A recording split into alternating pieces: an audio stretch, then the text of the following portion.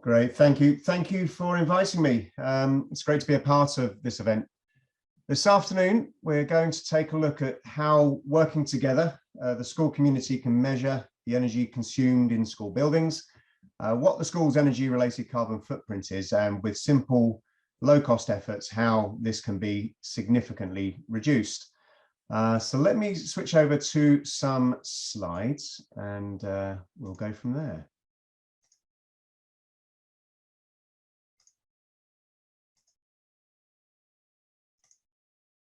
Hopefully you can see that.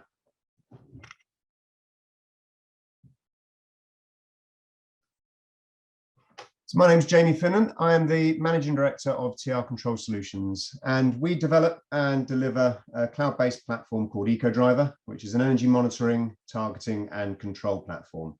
And we provide services around that to organizations to help them identify where energy waste is hiding and how to find it, how to remove it. I'm, amongst others in the team, I'm a low carbon consultant with CIBSE, and my focus really is on building energy performance and identifying where the energy anomalies are.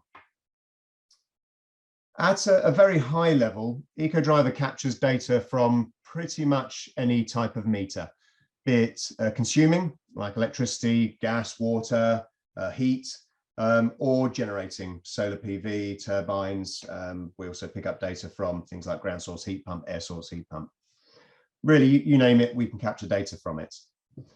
We then present that data in 30-minute increments, which provides an energy profile for a day, and that makes it much easier to identify if energy is being consumed when it shouldn't be.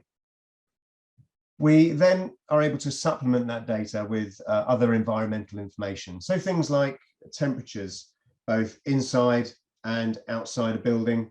Weather obviously has a direct impact on the way we use our energy in buildings. We can look at occupancy, and perhaps another item of pertinence to schools is we're able to monitor CO2 levels inside and outside the classroom, and VOCs as well. So additional information we can capture, and we can generate alerts around that as well. Diving straight in, 3 topics that we'll cover. Obviously, climate emergency.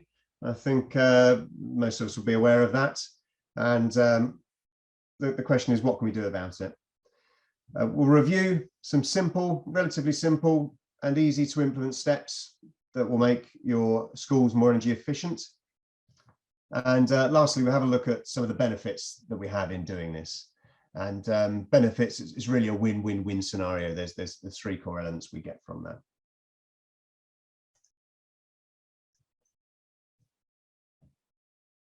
COP26 was held in Glasgow, beginning of the month, and it was accompanied by a number of marches. And the image we have here is the Fridays for Future march, with somewhere at the front Greta Thunberg in there. And there's a lot of interest, and students are very keen on this. You know, a number of them taking to the streets to march, a number of events globally. And it's a huge problem, and there isn't a single solution to that problem. Trying to get to grips with it is and doing that at a macro level is hard. It makes my head hurt just thinking about it, and all the things that need to be done to attack it. So what can we do to support students who, for the most part, are engaged, but need some direction? Yeah, how do we bring this down to a micro level that is more manageable? So perhaps the thing we can start to do, and what we help schools with, is start to focus on the students' small world, their school, their buildings.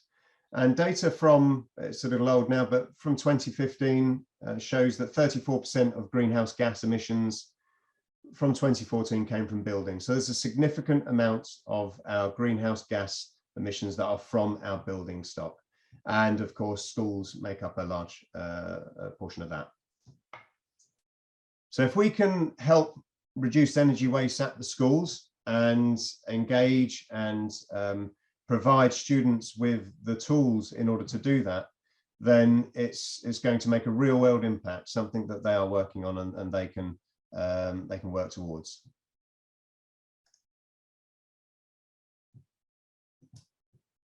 So what are the steps for a more energy efficient building? We always have a mantra. We want to understand first, then we act on that information, and then you can start to transform what you do in the building. Now, stepwise from a school's perspective, first thing we need to do is to be able to monitor the building's energy data. If you can't measure it, you can't improve it, as the old saying goes. Next, we need to, if you haven't already got one, need to set up an energy team, and working together, that team can start to implement some of the changes. Within that team and within the school, setting some simple, realistic and achievable goals will help the team and the school stay focused and help them to identify and reward success for those efforts. One of the most important things, though, is to continue that process. It's very easy to make change and then stop, and then all of a sudden you lose the ground you've made. So it's important that we maintain that process, find new savings, but also maintain those that are already run.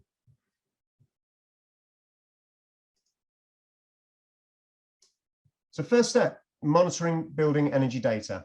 And what I'll do now, if I switch to the live site, we'll have a look and I can show you some of the live data that we've got coming in through the system.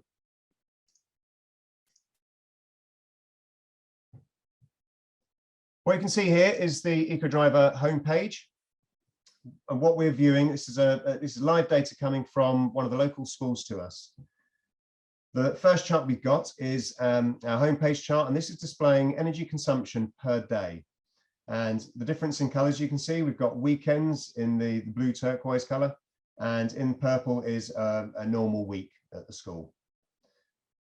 At the beginning of the month, this was holiday time. So that is why there's a drop in the energy consumption. But I would look at this and think the base loads are far too high for this building. So you start to look at the data, start to generate inquiries. Why is this the way it is? Hovering over, you can see the energy data displayed as kilowatt hours. And the black line is a target line. So that line is what the school is looking to drive down to get below. And it's a staged approach. Ultimately, you're looking to get to net zero by 2030. And so that target line is applied on your kilowatt hours, but also on your cost and your CO2 equivalents as well. So you can really start to set some targets and drive down to those. But that data is also available in half-hour segments. So this is today. We drop back to tomorrow. You can see really nice energy profile for the building and its use. So this very simple view of the data, very easy to understand view of how energy is consumed in a building, is exactly what we then want the energy teams to start using, to start understanding, and to start asking questions. And as Councillor Jim said, it's those little pushy questions that the students are really good at. And students, I've found, are the best energy managers I've ever worked with. They ask the hard questions. They don't take any wishy-washy answer. They'll keep going after you. So they're really, really good at this. And they're great at engaging other people as well. We've had examples where premises managers, caretakers at schools really aren't interested in it. But as soon as the students get involved, all of a sudden the interest is there and they are complete turnaround advocates for the system in the end. Additionally, we have a number of reports that can be generated. So we have degree day reports, which tie in weather data. Again, starts to bring more context to the data, and this starts to be extracted out into lessons as well. One of the really interesting things we've got in EcoDriver as well is starting to bridge the gap between this is the energy we consume and what does that mean from a grid and carbon perspective. What you see up the top right hand corner here, hopefully it's not too small, you'll be able to see a number, 0.358 kilograms CO2e per kilowatt hour. So for this site right now, the carbon impact of the electricity being consumed is 0.358 kilograms of CO2 per kilowatt hour. Now, if I hover over this, we can start to see a breakdown of what the fuel makeup is. for our electricity on the grid. And right now, gas is 84% fueling the electricity on our grid.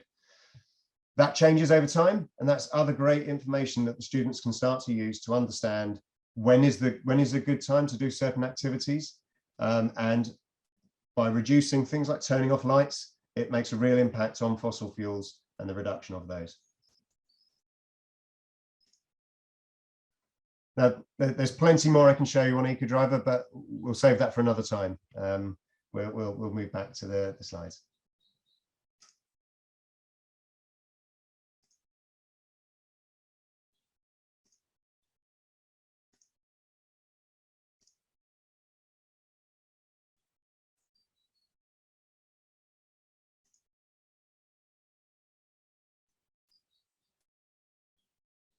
So step 2, establishing an energy team. And a lot of schools will probably have this, but many won't. Energy teams, eco warriors, there's many names for them. But we suggest when creating those teams, that the team should be should consist of students, premises managers, and a lead teacher as a minimum. It also works really well if you include school business managers, governors, or parents in that team as well. Perhaps not as frequently on the meetings, but it's good to have that context as well, because it's a community approach. It's important that the team have time set aside weekly in order to meet and review what they're doing. And within those meetings, we suggest that you view the amount of energy that's been used in the last period, highlight any obvious errors or issues in there.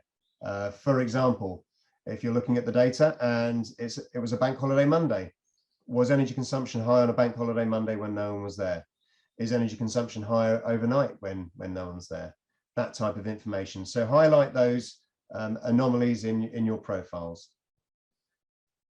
The teams would then set realistic targets and review those targets to check if they've been met.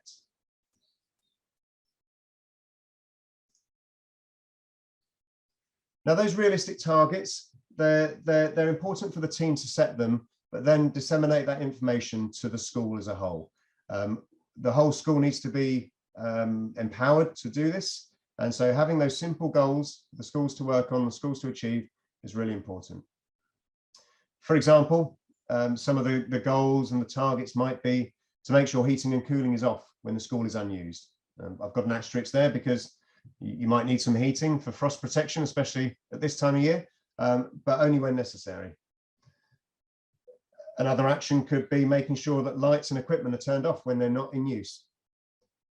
We see a lot of base load that is related to things like computers being left on in the school overnight. It's not necessary.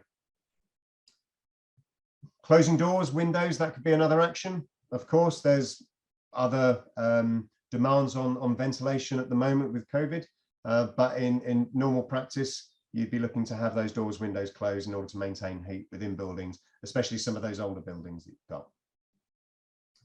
You want to target perhaps a percentage reduction in your energy consumption, and keep reviewing that, keep reducing and keep improving. The most important thing though is to measure. You want to measure, you want to quantify, verify those savings against the target.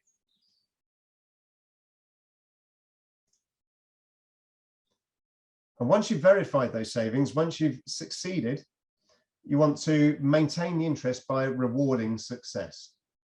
And it's amazing if this is given the attention it needs and is promoted the way it could be, the students really do continue, and it's a continual process.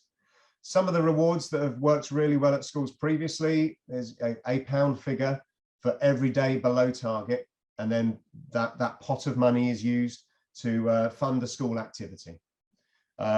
It's also been used similarly for every day that you're below target. It's an extra minute of playtime, and it could also be funded into things like new equipment. Really important piece though is to promote this to others. Newsletters in the weekly assembly have a 5-minute slot in there to promote the success of the activities, and in eco events, and I think that will be a more and more commonplace thing to do.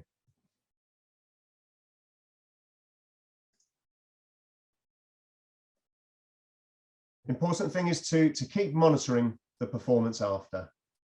Behavior change is hard. It's probably one of the hardest things, as we know, in the current climate. So changing the way people behave is difficult. And so when behavior changes are made, it's important to keep banging the drum and maintain focus on them, because otherwise they won't stick. And it's that continual monitoring, continual reward and promotion of success that is going to maintain the project. You want to also continue to monitor the energy data and retain those carbon savings. It's amazing how quickly those savings can just slip away. So all the hard work you lose. It's much easier just to do a light touch, keep that down. Other interesting things come from it, from the continual monitoring of the data, is you can start to understand how your building responds to changes in weather. It could lead to things like the requirement for better insulation in the building at certain times. So there's key indicators in the data and in the review that will lead to other projects at the school. And of course, you want to keep on looking for those new savings.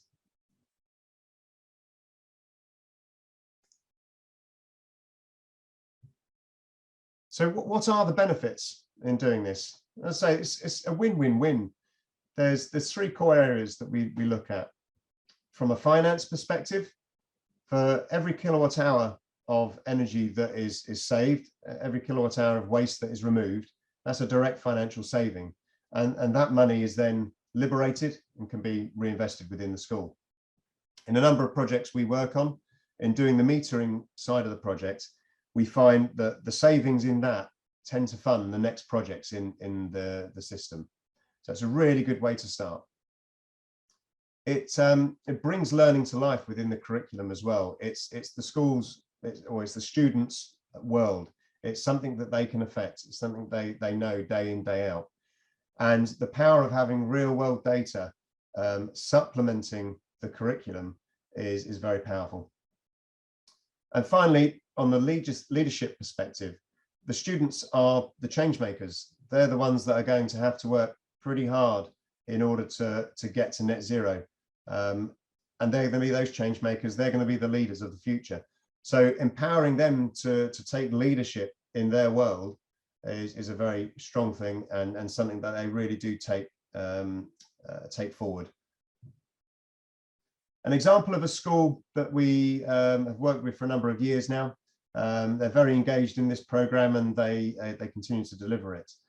In their first year of doing this, they managed to save over 50% of their energy consumption. So it's huge, a massive change, and that is not from anything but low no cost activities. That's simply making what they have on site work and getting everyone to use the building more efficiently. They see EcoDriver as has a key role within their use of energy data and their activities on site, and they continue to do so. They're very active, and it's a real joy working with them, working with their students as well.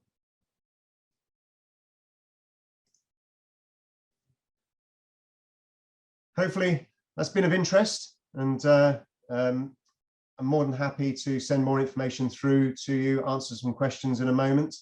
But some details there, and I assume these slide decks will find their way out to you as well.